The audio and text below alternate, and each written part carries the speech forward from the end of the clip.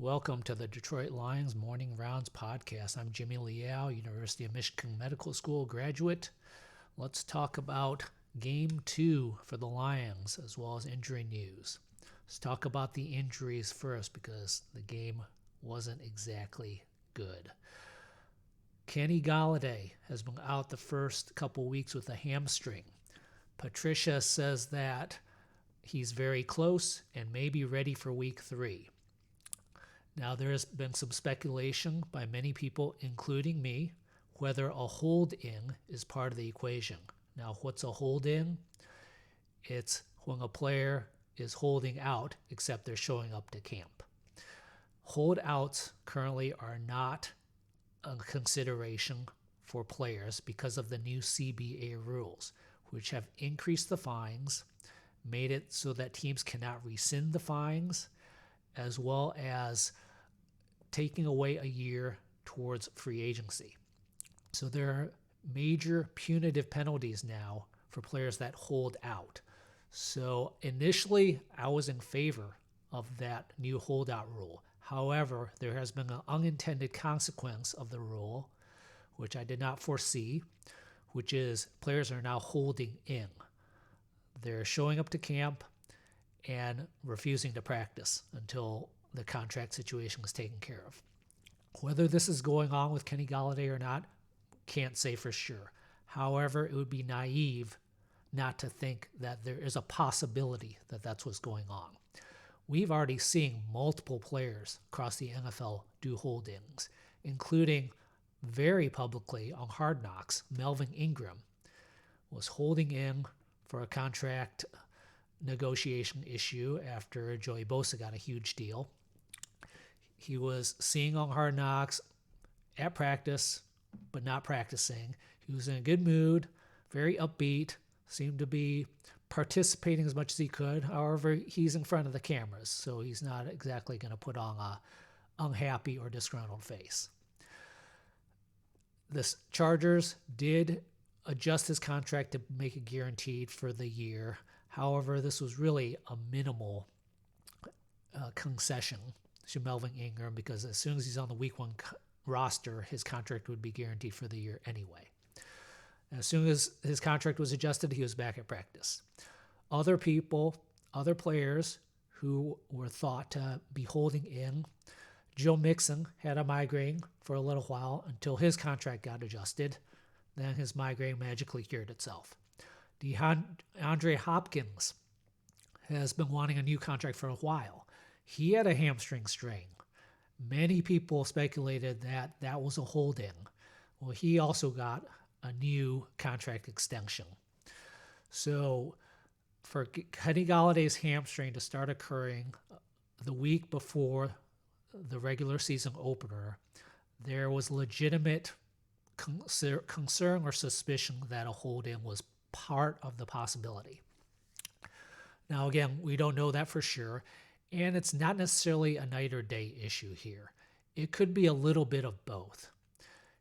If his hamstring is 80%, he might be able to play, but it's not worth him playing under the current contract, which doesn't reward him greatly. And if he gets injured or has a significant issue with an injury during the regular season, now it affects a future contract. So he might play with a new contract at 80%, but not under the current contract. So sometimes it's a little bit of both. But it's naive to not think that there's a possibility that that's what's going on. Other injury news, Justin Coleman and Joe Dahl are on IR, which means they're out for at least 3 weeks. Desmond Trufant, cornerback, is not on IR, so that's good news, suggestive that the team doesn't think he's going to miss more than 3 weeks. This whole new rule with the IR, allowing unlimited players to return from IR after 3 weeks, really gives fans a glimpse of how serious teams view these injuries. As we know, NFL teams play close to the vest, especially the Lions, as far as releasing injury news. We usually don't hear much about severity of injury from Patricia or the Lions unless it's a season ender. So this new IR rule does give us a lot of information on how short-term or long-term these injuries are. Now let's talk about game 2. No severe injuries that I saw during the game. With the surge of ACLs across the league in week 2, it was good news that the Lions did not have any ACL or Achilles during week 2. So, not a lot of good news during the season, but that is one of them. Stafford did get kneed in the left lower thigh area. It looked like probably just a contusion or a Charlie horse. It didn't look like it hit his knee, but it might have hit his knee, but it didn't look like the knee got sprained or twisted or torqued in any way. And he seemed to be fine the rest of the game. Now let's talk about the game itself. Here's the one play about the game that really bothered me. Of course, there are a whole lot of things that bother people, but this is the one thing that bothered me.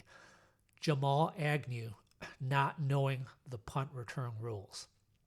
As a punt returner, there's really maybe only one rule you really need to know, which is if you call for a fair catch, you don't block somebody. That's an instant penalty. That's just a boneheaded, dumb play. And to not know that rule is just inexcusable. It reflects badly on the special teams coach, Braden Coombs. Not sure if it's actually Braden Coombs' fault. Maybe he's telling Jamal Agnew that rule every single day at practice, and Agnew just slipped his mind or made a mental mistake. But it reflects badly on Jamal Agnew, who's been in the league for multiple years, made All-Pro as a punt returner. To make such a bad play is really inexcusable. The Lions were going to have the ball at the 20-yard line. Instead, they have the ball at the 5-yard line, which leads directly to Matthew Stafford having a horrendous throw for a pick six. That play was emblematic of the problems with Matthew Stafford this season. He's made a lot of good plays, but he's had some really bad plays, and he hasn't made enough good plays, game-changing plays, to make up for these really bad plays he's had during the year. This pick six was just horrible. It's a pass. It's a play that I would expect David Blau to make, an undrafted rookie in his first year. It's not a play I would expect Stafford, being over 10 years in the league, to make. He saw a couple of rushers coming from the left. He was expecting pressure. He panicked. He was in the end zone, so he just throws a pass out in the flat. Easy interception for a pick six. Completely inexcusable.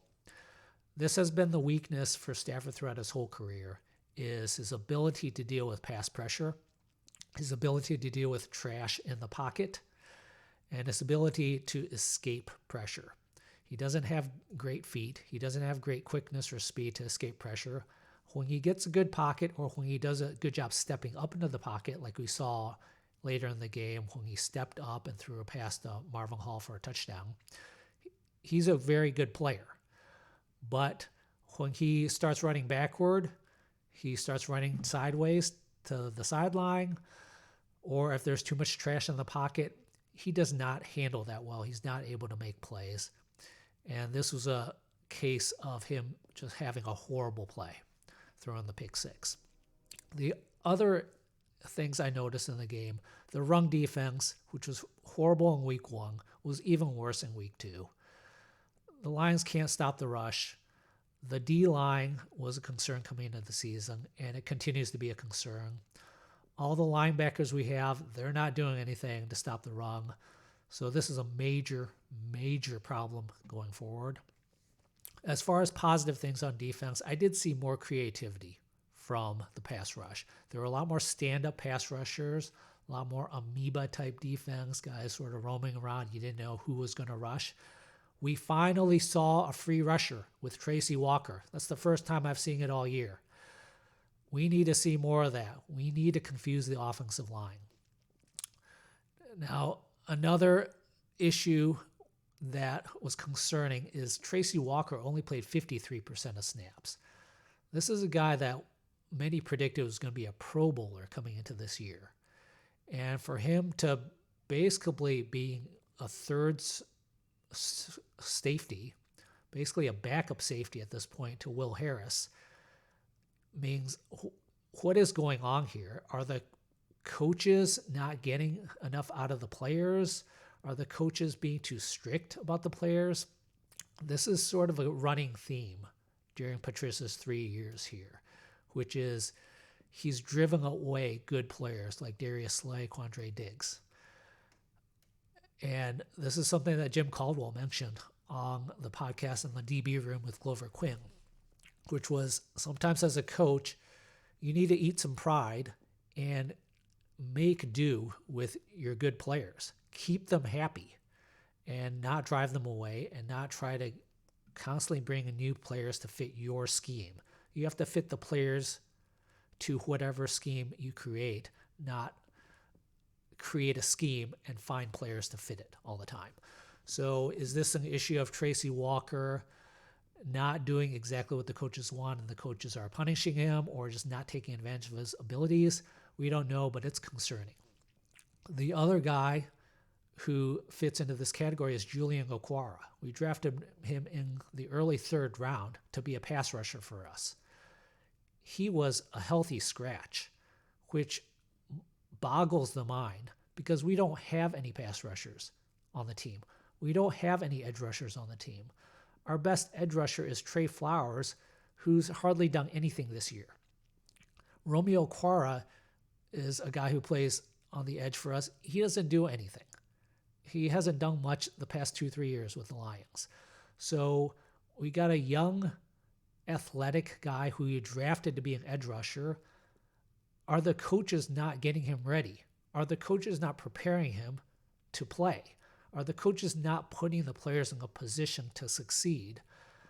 Even if he's not ready, just put him out there. Let him get some experience because we have nothing else at the position. So a lot of concerning things in Game 2 as far as the coaches and the schemes. It's made me very pessimistic about Patricia going forward.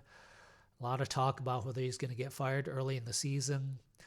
Well, unless things significantly change, which I don't really expect at this point, 2+ years into his regime, I would not be opposed to some kind of mid-season change, putting Darrell Bevell as head coach and just seeing how it goes at this point. All right. Leave questions, disagreements, comments, ratings, reviews, subscribe. Find me on Twitter at Jimmy Liao MD. Thanks for listening.